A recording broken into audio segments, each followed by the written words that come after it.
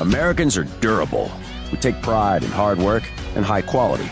American Giant makes durable, quality clothing right here in the USA. Because what we wear reflects who we are.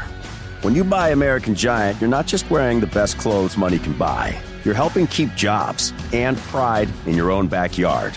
Premium clothing built to last decades, like it should. Get 20% off your first order at American-Giant.com with code RightHere24.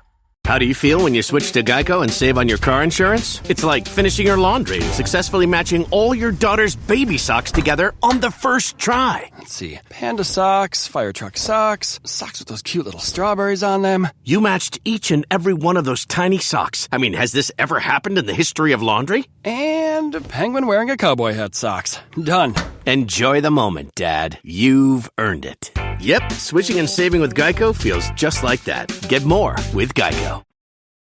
Now, Roma Wines, R-O-M-A, made in California for enjoyment throughout the world.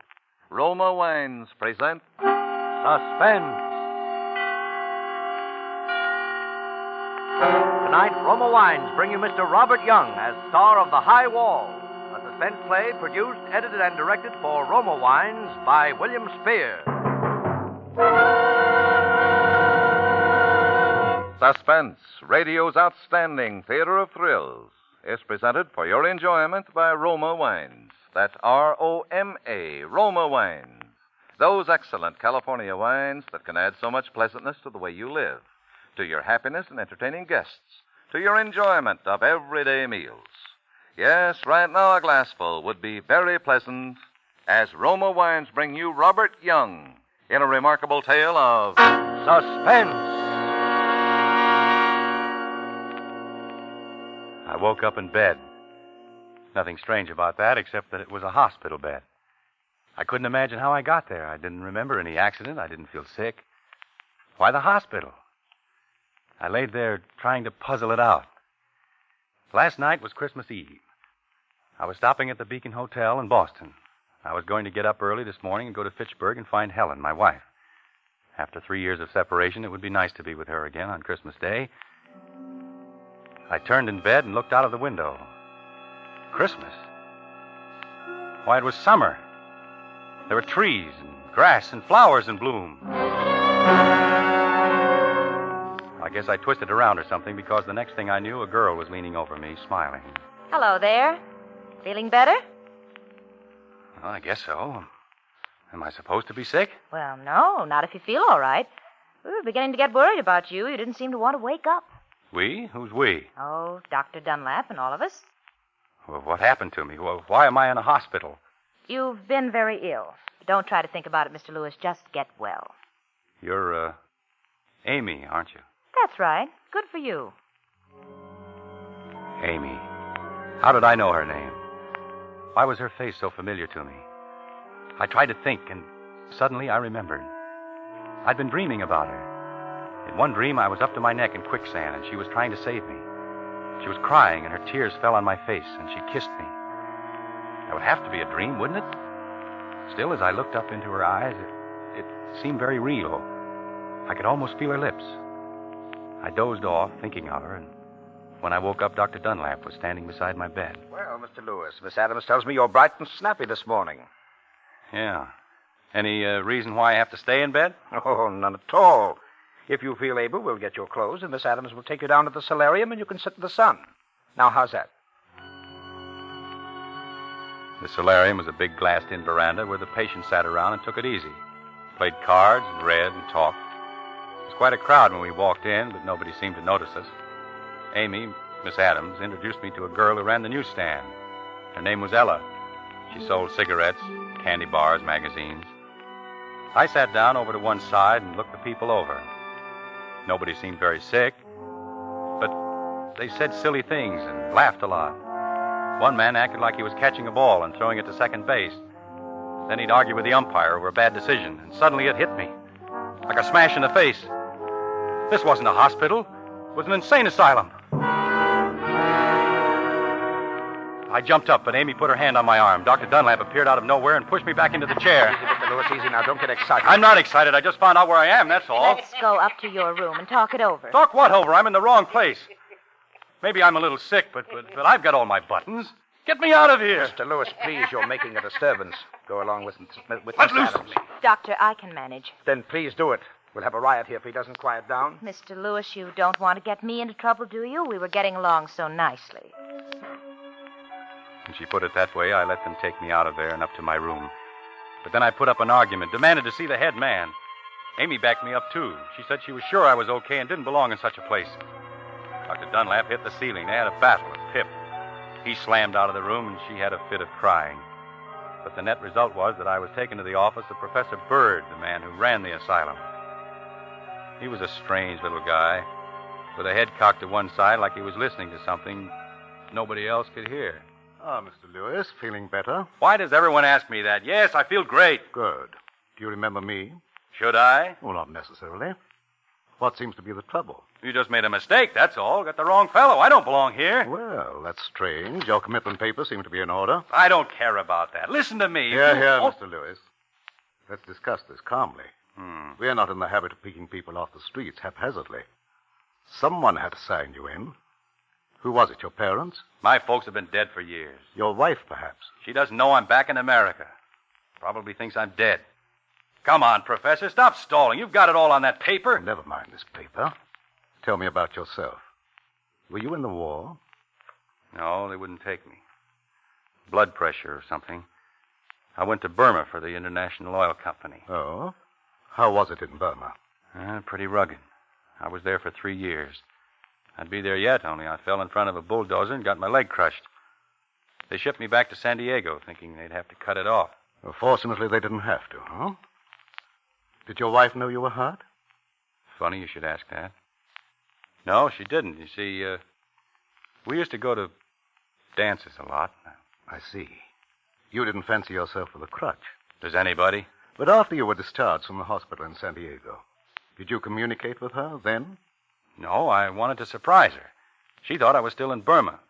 I took a train for Boston, arrived on December 23rd, a Thursday. Yes. So I went home, looking for Helen. She wasn't there. Somebody else lived in the house. She'd sold it. Knocked me a twister. I was born in that house. My grandfather built it. And it was gone. Where was your wife? Helen? She was in Fitchburg, working in a defense plant.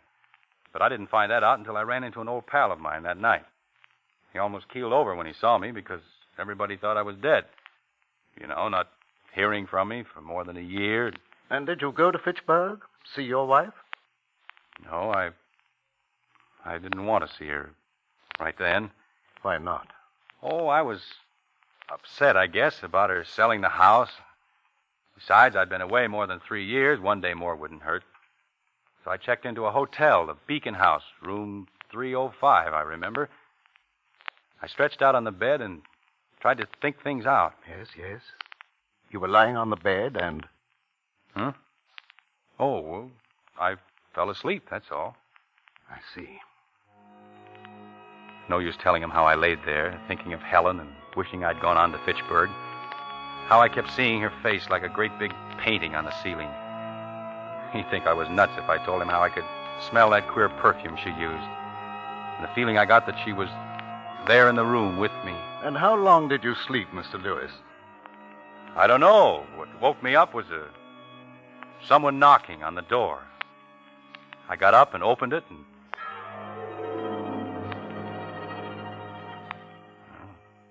that's all I remember. Who was it at the door? I don't know. It's just like the lights went out. I don't remember a thing until I woke up here this morning. I see. Do you know where you are? No. This is a hospital for the mentally ill. This is the Flowerdale Hospital for the criminal insane. Criminal insane? I'm not insane, and I'm not... I've had a blackout, that's all. Does that make me a criminal? Oh, no, it's the other way around. The crime caused the blackout.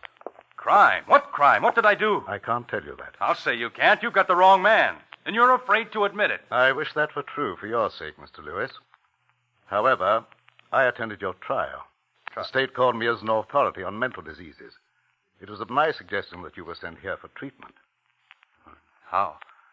How long do I have to stay? Until I'm convinced you are no longer a menace to society. All right. Give me a test. I'll get out of here in a hurry. I've just given you a test, and you failed badly. Why? Because I can't remember being in trouble? Well, that could happen to anyone. No, not in your case, Mr. Lewis. Your mind has drawn a certain a curtain across something it doesn't want to remember. The crime you committed is buried in your subconscious mind. Until you can remember everything that happened from the time you opened that door down to the present moment, I shall have to detain you. When you remember your crime and the reason you committed it, you can walk out of here a free man. But you're pretty sure I won't do it, aren't you? Okay, I'm going to fool you. Dr. Dunlap, Miss Adams, you're witnesses to what he said. Understand, Mr. Lewis, I'm interested in reasons. You'll get everything. You're a man of your word. I'll be on the street tomorrow. Come on, Miss Adams. Outside in the corridor, I felt so relieved, I threw my arms around Amy and gave her a big kiss. Then we walked hand in hand toward the stairway. We met a couple of nurses, and Amy stopped to talk to them. I walked back to Professor Bird's office and listened at the door. He and Dr. Dunlap were still talking about me. I heard them mention my name. I opened the door real easy so they wouldn't notice it. Why, he's been a walking zombie. He couldn't talk, had to be fed, bathed, and put to bed like a child.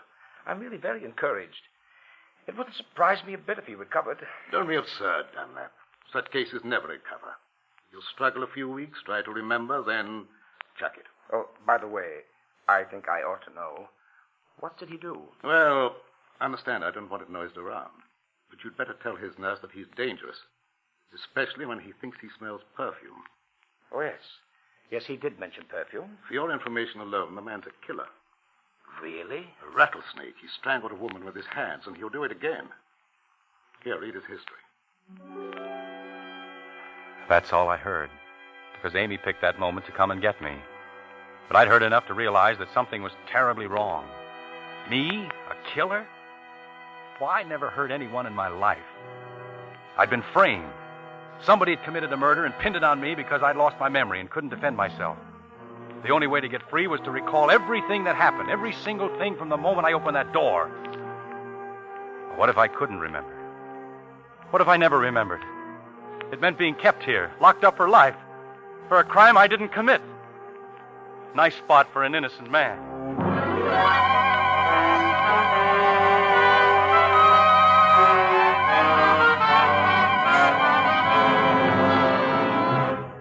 For Suspense, Roma Wines are bringing you as star Robert Young in The High Wall, a radio drama by Bradbury Foote from his play of the same name. Roma Wines' presentation tonight in radio's outstanding theater of thrills, Suspense.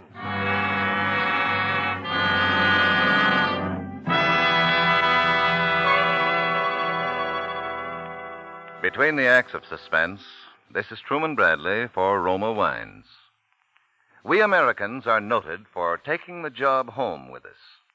We frequently sit down to dinner, our minds still occupied by the work of the day, and get no real pleasure from our meal. My favorite recipe for adding enjoyment to food is a glass of tempting Roma California sherry before dinner.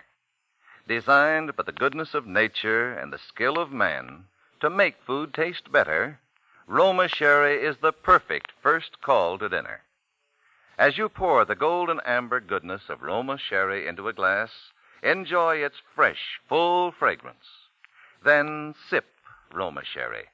Savor with your tongue the happy miracle of sun, grape, and cask that give Roma sherry the pleasing nut-like taste so many millions prefer. Yes, the simplest dinner becomes more enjoyable when introduced by Roma sherry. Prove that yourself. Enjoy Roma sherry before your dinner tomorrow.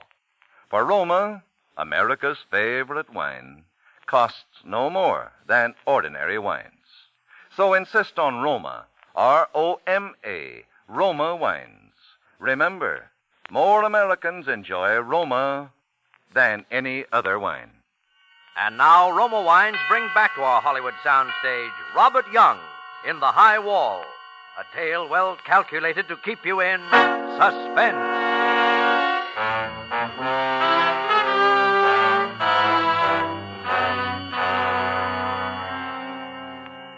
When I promised Professor Bird that I'd give him the whole story the next day, I was absolutely sure I could do it. But I couldn't. I couldn't remember a single thing that happened during that lost time. Absolutely blank I was.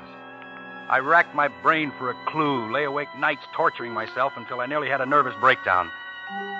Then, after about 3 months, I gave up. Just like Professor Bird said I would. Chucked it. When I did, a great feeling of relief came over me. It was like a heavy weight had been lifted off my chest. Amy noticed the change in me, and I told her the reason one night very late when she came in. She didn't like it a bit. Bob, no, you mustn't give up. Don't stop trying. Amy, there must be some easier way to get out of this place. Escape, you mean? You can't do it, Bob. There's a high wall Yeah. all over. Well, there is another way. A sure way. I can go out feet first. Feet for... Bob. Bob, you wouldn't do that. I'm not going to spend the rest of my natural life in this insane asylum. If there's no other way to escape, I'll go out, like I said, in a box. Suddenly, she was crying like a kid. Helen used to cry like that. It never struck me before, but Amy was a lot like Helen. As I watched her, it almost seemed like she was Helen. I guess I got a little mixed up because I put my arm around her and lifted her face up to mine. For a second, I seemed to be holding Helen. Then I got things straightened out in my mind, and I stepped back. Sorry, Amy. I guess I got a little out of line. That's all right, Bob. I wouldn't want you to think I was, well, you know. No? Why not? Well, you're going to be Mrs. Dr. Dunlap. No, that's off, Bob. There's... How do you feel when you switch to Geico and save on your car insurance? It's like going to work on Thursday morning and thinking to yourself, just one more day until Friday. But then somebody walks into the elevator and says, Happy Friday! Then you check your phone quickly and discover today is actually Friday. So yes, happy Friday, random stranger in the elevator. Happy Friday indeed. Yep, switching and saving with Geico feels just like that. Get more with Geico. Somebody else. Oh, who is it? She didn't answer. Didn't have to, I knew. She stood there looking like she expected me to do something about it, but I didn't. Then she beckoned to me and made a hush sign, and I followed her out of the room. The ward was quiet. Everyone was asleep. We tiptoed into the solarium and shut the door. I suppose you know this is liable to cost me my job. Look at that moon. Bob, you wouldn't really do anything to yourself, would you? Why not? I'm not doing myself or anyone else much good, locked up in this place. Bob, dying isn't the answer. Yes, it is, Amy. Dying is the answer to everything. Oh, Bob, don't talk like that. You know, in Burma once, in the jungle, I saw a snake right close to me. A king cobra it was. I stood perfectly still, hoping it hadn't seen me. I didn't breathe. Then finally I couldn't stand it anymore. I made a quick jump, but he got me. Right through the leg, here. It was a swell chance to die. But I didn't want to. I crawled through the jungle to a first aid station, and I managed to pull through. For what? I'd have been better off to die right there. Oh, no. I kept on talking like that, hardly knowing what I was saying, because I had a queer feeling that I was telling it to Helen and letting her know what I'd gone through for her. Helen always wanted security, and I went out there to get it for her. Those oil companies paid big money. Bob, if you could only remember who it was when you opened that door. Yeah. What's that perfume you're wearing? What? Perfume? You know we aren't allowed to use perfume. Funny, I could swear. Lean closer. Of course you are. It's that same stuff that...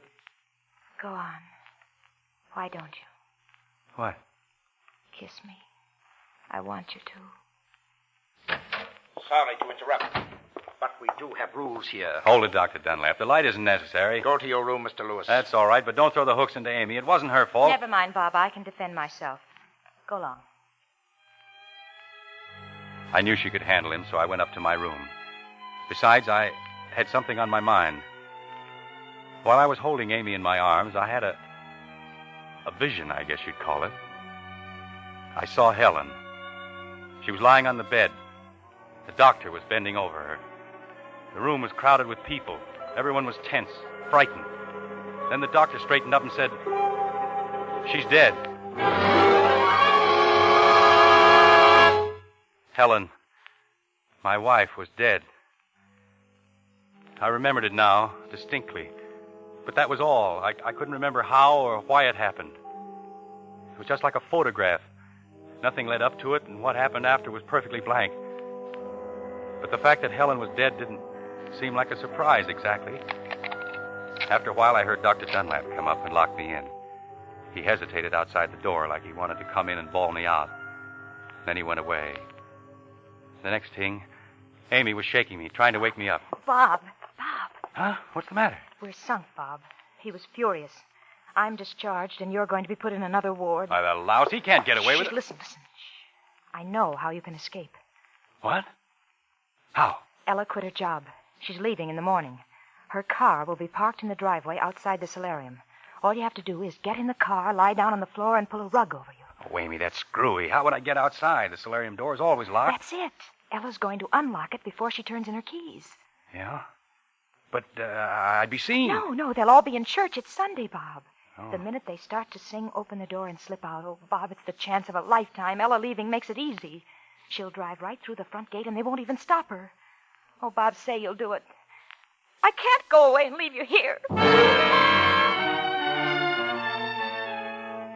Well, what did I have to lose? Besides, she started to cry and carry on, so I said, all right. And the funny part of it was, it did work. I'll bet we were 50 miles from the asylum before they knew I was missing. Ella picked up Amy at the edge of town, then hit for the open road.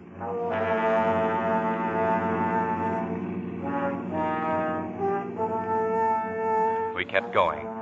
The girls got me a hot dog at a roadside stand. We kept on. We began to wonder where we'd spend the night.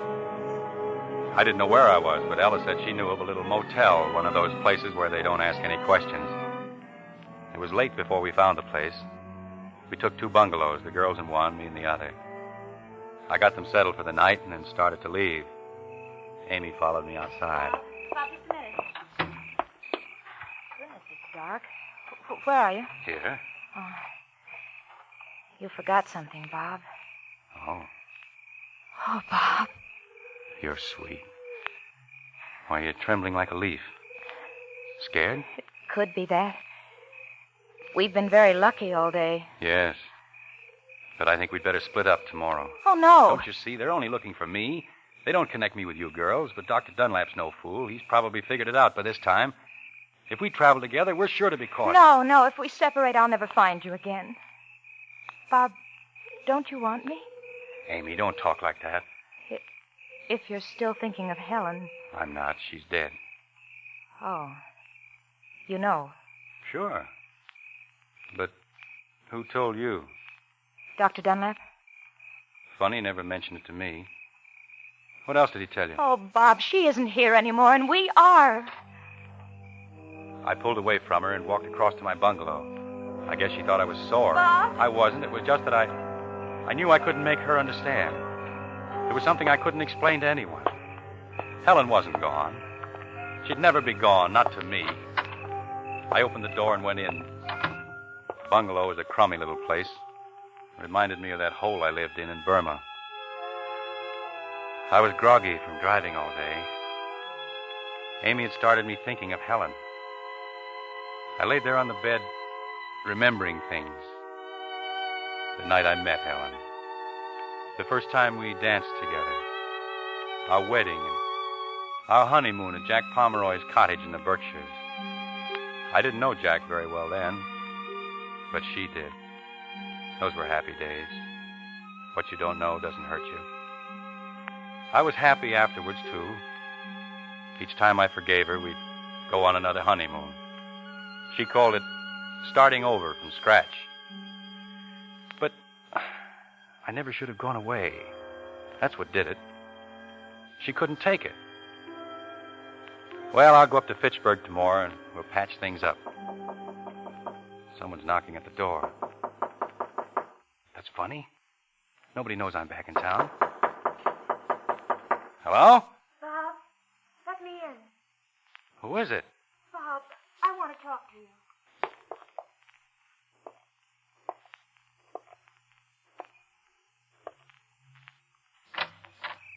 Well, I'll be...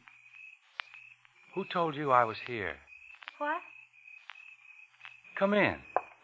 Bob, listen, I was talking it over with Ella, and she thinks you're right. Oh, I get it. I met Sam Bradley today. He must have phoned you. Bob, you're half asleep. Or maybe he phoned Jack Pomeroy. Who in the world That's is... the answer. You and Jack want to beat me to the punch. Oh. No. No. Why didn't Jack come with you? Didn't he have the guts? Easy now, Bob. Let's sit down and talk. Get away from me. Very well, I'll have to call Dr. Dunlap. Get away from that phone. Sit down. Better sit down. Ah. Merry Christmas, Helen. So, that's it. All right. I'm sitting. Who did you say you'd call? Dr. Dunlap. Is that a new one? Or Dr. Hoffman. He'll give you a nice cold bath. That's supposed to be funny. What do you want here, anyway? Well, you've been sick. I thought you might need me. Need you? I never needed you. I know it now. All right. Then maybe I need you. And that's a lie. Because I happen to know what the score is. Sam Bradley told me. What about my home? Somebody else is living in it. What a rotten deal. I'm fighting snakes and mud and slime, sweating it out in swill piles and wondering if I'll ever see daylight again. And you're here in Boston having the time of your life on my money. You didn't want me to come back. But me, like a fool, I used to drop off to sleep thinking of you. And then pick you up in my dream. I could hear you laugh, see you dancing, smell the perfume in your hair. I'd talk to you and you answered me. We planned things we'd do when I got back. And all the time you were hoping I'd never come back. Bob, dear, don't cry. Don't cry. Come on, let's go talk to Ella. Sit down. I'm only trying to help you. You've helped me enough. I promised Bradley I'd kill you when I found you. I've got to go through with it. Bob, I love you. Oh, not frightened, huh? You won't hurt me, Bob. I love you. The last time you begged for mercy. Bob, I'm Amy. This is Amy. I'm Amy. Don't do it. Bob.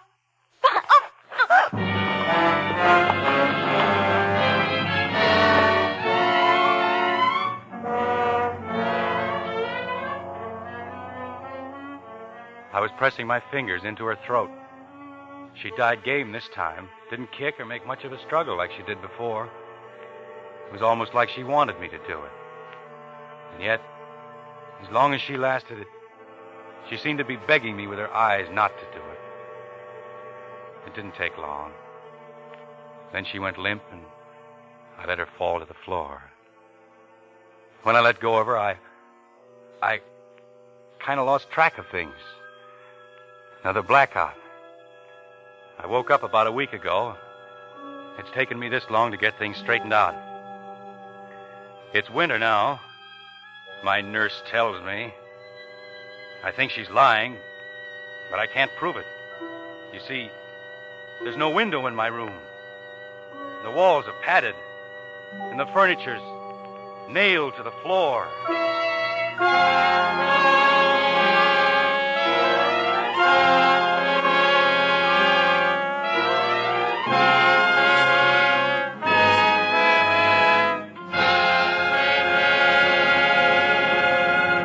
Suspense. Presented by Roma Wines, R-O-M-A, made in California for enjoyment throughout the world.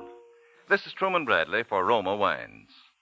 The easiest way I know for a woman to win compliments for her cooking is to serve Roma California Burgundy regularly with meals. The tempting fragrance and robust taste of red Roma Burgundy harmonize perfectly with a juicy steak, oven-browned roast, or sizzling chop. And you just don't know how delicious spaghetti or hamburger can be until you enjoy these savory dishes with good Roma Burgundy. For Roma Burgundy brings out the full, rich flavor of hearty foods, makes dining more enjoyable, more friendly. Try Roma Burgundy with your dinner tomorrow. When you buy Roma, you enjoy America's favorite wine. Yet Roma, R-O-M-A, Roma wine costs no more than ordinary wines. And may I suggest Roma California Champagne as the perfect touch of smartness for bridal shower or reception? Roma Champagne is ideal, too, as a going-away gift for the bridal couple. Robert Young may soon be seen in the Hal Wallace Paramount production, The Searching Wind. Next Thursday, same time, Roma Wines will bring you Hume Cronin as star of Suspense, radio's outstanding theater of thrills. Produced by William Spear for the Roma Wine Company of Fresno, California. This is CBS, the Columbia Broadcasting System.